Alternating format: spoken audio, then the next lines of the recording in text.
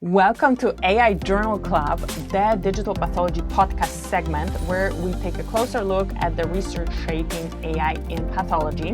This episode is one of our AI-powered summaries series, AI-generated deep dive into a paper worth your attention. It's curated from our weekly DigiPath Digest live stream that I run every Friday morning. I'm Dr. Alex Żuraw, and this is your shortcut to stay current. Let's dive into it. Imagine looking at a microscopic landscape. So incredibly chaotic, so dense with overlapping cellular structures that even world-class surgical pathologists have to just, squint, step back, and order a whole battery of expensive chemical tests just to figure out what they're actually looking at. Yeah, and you're staring down this microscope at a salivary gland, and the stakes of what you write in your diagnostic report, well, they are going to dictate whether a patient wakes up from surgery with their face intact or, permanently paralyzed. Right. It is arguably one of the most high-pressure, complex diagnostic environments in all of medicine. The margin for error is effectively zero. Exactly, zero. But the visual evidence you have to work with is just notoriously ambiguous. Welcome, Trailblazers, to a brand new Journal Club deep dive of the Digital Pathology Podcast. Today, we are setting out on a highly specific, totally fascinating mission.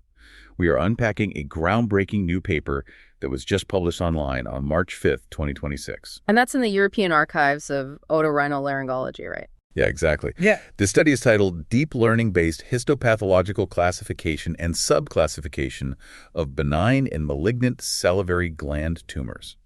And we should absolutely credit the team behind this. It was spearheaded by co-first authors Andreas Weber and Daniel Schuster, right, alongside co-last authors Peter Bronsert and Tobias Schulz, because what this team has done is take some of the most advanced artificial intelligence architectures on the planet, and they've aimed them squarely at this chaotic microscopic landscape. Okay, let's unpack this, because before we get into all the heavy computing, the neural networks, the pixel processing, we really need to understand the physical reality of the operating room. Oh, absolutely. Because for you, our trailblazers listening right now, whether you are a seasoned pathologist or a resident or, an AI developer trying to understand the medical side of things, the stakes of these specific tumors are just astronomical. They truly are. So to set the stage, let's look at the core clinical challenge here. Salivary gland tumors are quite rare. In Western nations, we are looking at an incidence rate of roughly 2.5 to 3.0 cases per 100,000 people. Wow, so really rare. Very. And you will typically find the benign ones showing up in the parotid gland. That's the major salivary gland just in front of your ears. Okay. While the malignant ones, the actual cancers, they tend to hide out in the minor salivary glands that are just kind of scattered throughout the mouth and throat. Right. But, rarity does not mean simplicity. In fact, it's like the exact opposite. I was reading through the 2022 World Health Organization classification guidelines that they reference in the paper, and the sheer volume of possibilities is staggering. Oh, yeah, it's a huge list. There are 15 different benign epithelial entities and 21 different malignant epithelial entities. Exactly. So you have 36 different potential diagnoses for a type of tumor that a standard community pathologist might only see, a handful of times a year. Right, trying to confidently diagnose one of 36 rare variations on a standard H&E, hematoxylin and eosin stain slide. It sounds almost impossible. Yeah. It's like identifying a specific type of needle in a haystack made entirely of other slightly different needles. That is a perfect way to put it, which is exactly why that initial H&E evaluation is often just the starting point. Because it's so morphologically chaotic, pathologists frequently have to run subsequent immunohistochemical staining. Right, so yeah. Right. They apply specific antibodies to the tissue to see what proteins light up, which, helps them narrow down the diagnosis. But that takes precious time, and it costs a lot of money. And meanwhile, you have a surgical team waiting on those results, or a patient whose entire surgical plan hinges on that final pathology report. Because if you get it wrong, the physical consequences are literally devastating. Yeah, if we connect this to the bigger picture, the nightmare scenario is this. A tumor is initially diagnosed as benign based on a quick look or a limited biopsy. The surgeon goes in, removes it conservatively. But then, a week later, The final extensive pathology report comes back and confirms it was actually malignant. Oh, no. Yeah, that patient now requires revision surgery. They have to go back under the knife to ensure clear margins. And going back into the parotid gland is incredibly dangerous because of scar tissue, right? Precisely. The parotid gland intimately wraps around the facial nerve, which controls, well, all the muscles of facial expression. With that first surgery, you create scarring. When a surgeon has to go back in for revision, that dense scar tissue makes the delicate branching facial nerve incredibly difficult to distinguish from the surrounding tissue. So the risk of severing or damaging that nerve just skyrockets. It does, which leads to post-operative facial nerve palsy, meaning half of the patient's face could be permanently paralyzed. Wow. That is the clinical minefield.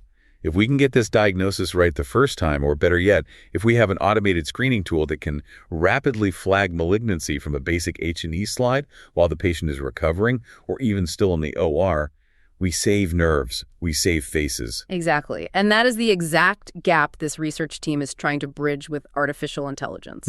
Because the human eye takes time to process that kind of chaos.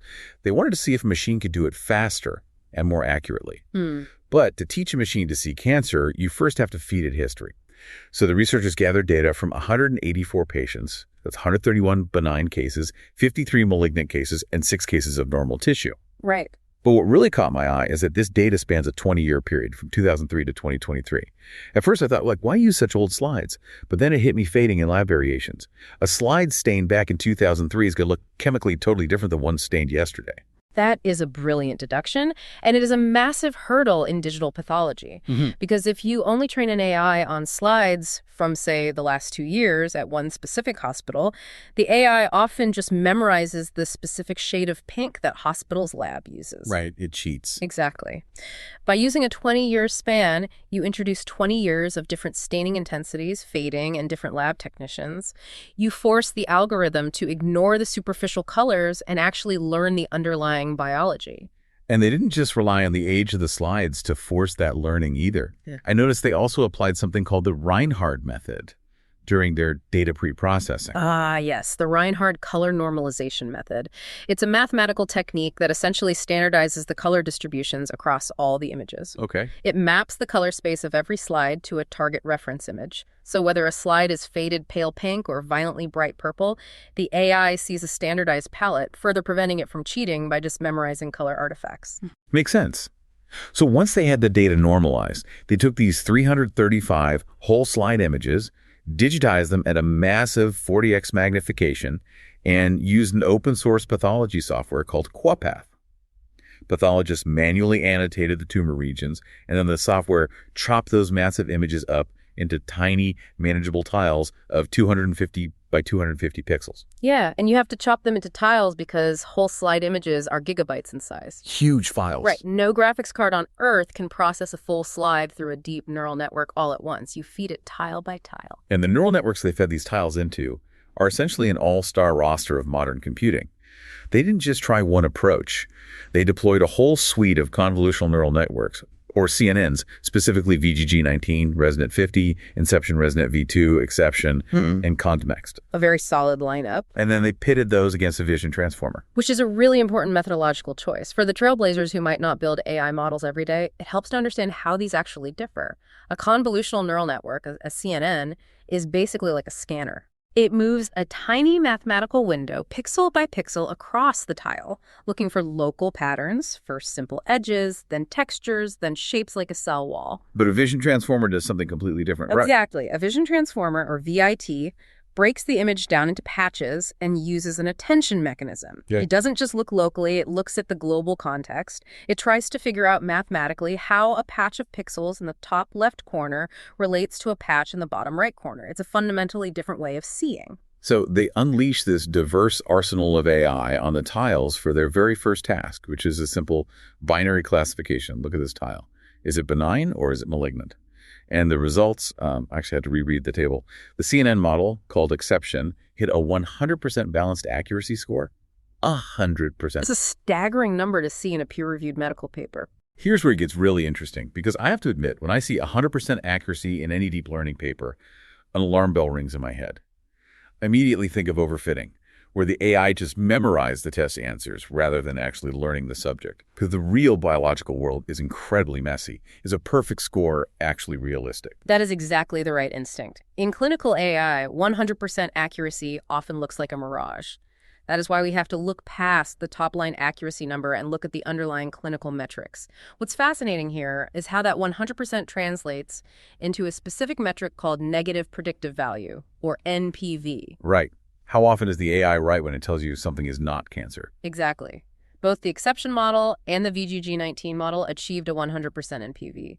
What that means in plain clinical English is that out of all the testing data, they never, not even once, misclassified a truly malignant tissue tile as benign. Wow. So it might occasionally be a little overcautious and flag something benign as suspicious, but it absolutely never misses the actual cancer. Exactly. And for you listening right now, imagine how that changes your morning workflow in the pathology lab. You don't necessarily need the AI to replace your final diagnostic judgment. You need it as an ultra-reliable triage tool. Oh, that makes so much sense. Right. You log into your workstation, and the AI has already scanned the hundreds of cases that came in overnight. Because of that 100% NPV, it pushes all the highly suspicious, potentially malignant cases right to the top of your queue. You know exactly which cases need your immediate attention, and the lab can start prepping the immunohistochemistry for those specific slides before you've even finished your first cup of coffee. It takes a chaotic haystack and immediately hands you all the needles. But as the researchers make very clear, a binary yes-no to cancer is just the first baby step. The real test of an AI's worth is subclassification. It's one thing to know the house is on fire. It's a completely different challenge to identify exactly what material is burning so you know which fire extinguisher to use. And this is where the AI really gets its mettle tested against the sheer complexity of biology. Right, let's start with the benign subclassification. The models were asked to differentiate between normal tissue, Warthin tumors, and pleomorphic adenomas. And honestly, they performed brilliantly here too. Exception hit a 95.57% balanced accuracy. Which is clinically vital. You might think, well, if it's benign, who cares which specific type it is? Just leave it alone. But the biological behavior of these tumors is very different. How so? Pleomorphic adenomas have a much higher recurrence rate after surgery, typically around 2.9 to 6.7%. More importantly, if they recur over many years, they carry a distinct risk of malignant transformation. They can actually turn into cancer. Whereas a Warthin tumor generally just stays put and stays benign. So knowing exactly which benign entity you're dealing with dictates the patient's monitoring schedule for the rest of their life. Exactly. The AI handled the benign subtyping beautifully. But then the AI hits the malignant wall. A very, very steep wall. Yeah. The researchers asked the AI to subclassify the malignant tumors into 4 specific categories: squamous cell carcinoma, acinic cell carcinoma, adenoid cystic carcinoma, and mucoepidermoid carcinoma. And the performance just tanked across the board. It really did. The Inception ResNet V2 model was the best of the bunch, but it only managed a 71.51% balanced accuracy. And that vision transformer we talked about, it absolutely bombed on squamous cell carcinoma. It had an F1 score of just 0.1689. Which is catastrophic. And, it's important to understand what that F1 score actually means. Simple accuracy can lie to you if a disease is rare. If you have 99 benign slides and 1 malignant slide, an AI that blindly guesses benign every single time is technically 99% accurate, but it's completely useless to a doctor. Right. The F1 score prevents that illusion. It balances precision, meaning how many of its positive guesses were actually right, with recall, meaning how many of the actual positive cases it successfully found. A score of 0.1689 out of a perfect 1.0 means the vision transformer was essentially blind to that specific cancer. Okay, so help me visualize this. Think of the binary test benign versus malignant, like asking the AI to look at a photo and tell you if there's a vehicle in it. That's relatively easy. But this malignant subclassification, well, it feels like asking the AI to tell the difference between a 2018 Honda Civic and a 2019 Honda Accord, but it's only allowed to look at a deeply scratched bumper, and it's only ever been shown 3 pictures of a Civic in its entire life. That is a brilliant analogy, and it highlights the 2 foundational rules of deep learning that the AI collided with here: data volume and data heterogeneity. If we connect this to the bigger picture, first, there's the volume. Because these malignant salivary gland tumors are so rare, the researchers only had between 19 and 26 whole slide images per malignant entity. That's practically nothing for an AI. For algorithms like a vision transformer, which are notoriously data-hungry and require massive data sets to build their global attention maps, that is practically starvation. It just hasn't had enough reps in the gym to learn the subtle architectural differences between the scratches on the pumper. Exactly. But the second, and arguably bigger issue, is the heterogeneity, the chaos of the tissue itself. These cancers don't just look one way. Take actinic cell carcinomas or adenoid cystic carcinomas.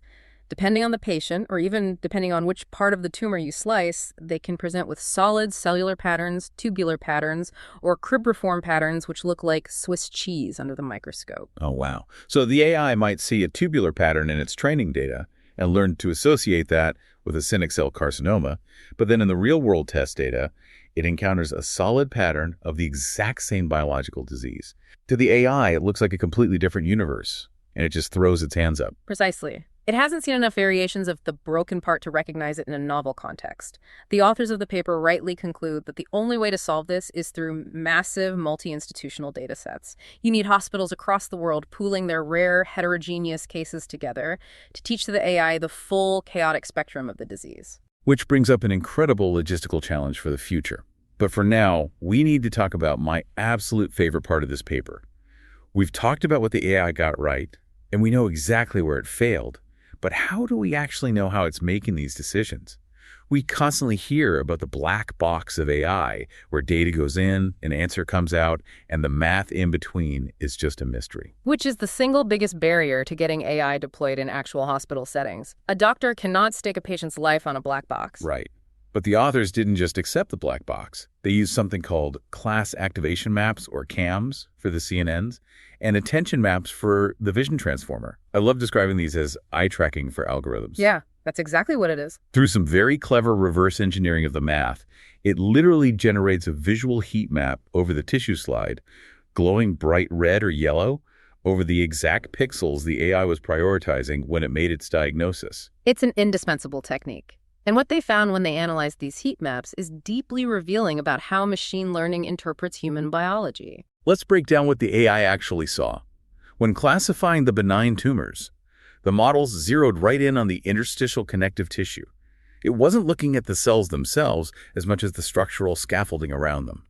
But for the malignant tissue, models like Convext and the vision transformer heavily prioritized the cell nuclei. Which, from a pathological standpoint, makes perfect sense. Malignancy is biologically characterized by nuclear atypia. Because cancer cells are dividing uncontrollably, their nuclei often become enlarged, they stain much darker, a concept called hyperchromasia, and their borders become highly irregular. So it's looking at the right things. Yes. The fact that the AI naturally learned to focus on the high contrast edges of these hyperchromatic nuclei to detect cancer proves it's picking up on genuine, established biological markers. And it gets even better. For the Werner tumors, the heat maps show the AI smartly focusing exactly where a human would on the cell-rich lymphoid stroma and that very characteristic oncocytic epithelium. It's basically reading the pathology textbook. It is, until it isn't. Yeah. And this is where we get into the weeds of why AI is still an assistant, not a doctor. Because while the AI was looking at the right things a lot of the time, the paper explicitly details a caveat about obscure weightings. The authors candidly admitted that sometimes, even when the models got the binary diagnosis perfectly right, the heat maps showed the AI looking at non-traceable or random structures. Basically, the AI was staring at an empty patch of background glass or a random preparation artifact and confidently declaring, yep, that's cancer. This raises an important question, and it strikes at the heart of the trust barrier in digital pathology. It highlights the double-edged sword of explainable AI. On one hand, the model gives you a 100% accurate triage result. But on the other hand, if a human pathologist looks at the heat map and says, there is literally no biological reason for the AI to be looking at that specific patch of empty pixels, what happens to their confidence in the system? It shatters completely. Because it means the AI is falling victim to the clever Hans effect, like that famous horse that seemed to do math but was really just reading its trainer's body language. If the AI is diagnosing cancer by looking at a scratch on the glass that happens to only appear on slides from the cancer ward, it isn't learning pathology. It's learning the quirks of the data set. Exactly. And while techniques like the Reinhard color normalization help mitigate those confounding variables, they don't eliminate them entirely. In medicine, being right isn't enough. You have to be right for the right reasons. If a model relies on an obscure, non-biological artifact, That model will fail catastrophically the moment you deploy it in a different hospital with different glass slides. Pathologists must be able to audit the AI's biological reasoning. So what does this all mean? We've taken this deep dive into the clinical minefields, the vision transformers, the F1 scores, and the heat maps. Where does this leave our trailblazers heading into the clinic tomorrow? Well, it leaves us at a highly promising but very clearly defined frontier. The core takeaway from this paper is that right now, today, these deep learning models are fantastic rapid screeners. Using an architecture like the exception model to binary sort, H&E slides into benign or malignant in a postoperative setting, or as an automated first pass in the lab workflow is incredibly viable. Though 100% negative predictive value proves it can catch the needles in the haystack. But it is not ready to replace a pathologist for exact malignant subtyping. Not even close. To overcome the subclassification wall, the field has to evolve. As the authors themselves conclude, the only path forward is massive multi-institutional datasets to feed these algorithms the sheer volume of rare edge cases they need to learn the heterogeneity. Furthermore, a standard H&E stain might simply not contain enough visual information for an AI to subtype a highly complex actinic cell carcinoma. The future is almost certainly multimodal. Meaning we integrate the AI's visual analysis of the H&E slide with the data from immunohistochemical markers and maybe even overlay patient mutational data. It's going to be a massive team effort. The AI, the human pathologist, and the molecular data all working together to map that murky landscape safely. Exactly. It's an evolution of our diagnostic tools, not a replacement of the human expert. I love that perspective. Well, Trailblazers, that brings us to the end of our Journal Club deep dive for today. But before you head back to the microscope or back to the operating room, I want to leave you with one final thought to mull over. Oh, lay it on us. We talked about those obscure weightings the AI used, how it sometimes made a perfectly accurate diagnosis by staring at supposedly random, non-traceable structures on the tissue slide. We rightfully assume that means the AI is making a mistake or relying on a weird artifact. But think about this. When a deep learning algorithm, capable of processing millions of data points and pixel relationships simultaneously, looks at a seemingly empty space on a slide and successfully predicts cancer over and over again, is the AI malfunctioning? Or has it discovered a subtle microscopic biological truth hidden in the tissue architecture, a truth that human pathologists just haven't learned to see yet?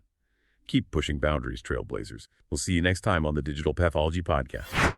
That's it for this AI Journal Club episode. If you want more like this, make sure you're subscribed to the Digital Pathology Podcast and come join us for the DigiPath Digest, our weekly live session. During these live streams, you can vote which paper becomes an AI deep dive. And if you're serious about digital pathology, grab my free book at digitalpathologyplace.com. This is the best place to start your digital pathology journey. Thank you so much for listening, and I'll talk to you in the next episode.